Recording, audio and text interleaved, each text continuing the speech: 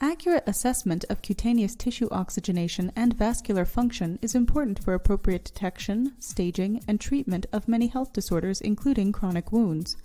Here, cutaneous tissue oxygenation and tissue vascular thermal reactivity are imaged non-invasively using a novel dual-mode imaging system that integrates an infrared camera, a CCD camera, a liquid crystal tunable filter, and a high-intensity fiber light source.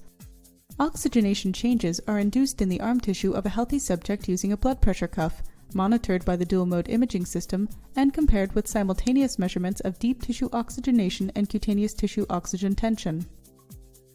Tissue temperature changes in response to external thermal stimulation are also recorded to reconstruct the vascular thermal reactivity map.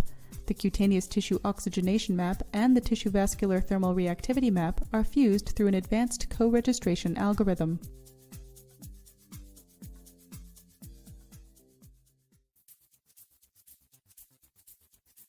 In this work, we describe the development of a novel imaging system for the non-invasive monitoring of wound tissue oxygen saturation as well as dynamic thermographic profile, which helps study exothermic inflammation and in tracing warm blood flowing into the wound tissue during the post-inflammatory angiogenic phase.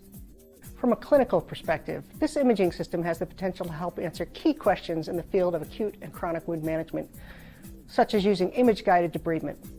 It will also help monitor responsiveness of the wound to therapeutic interventions non-invasively by way of repeated measurements of tissue oxygenation.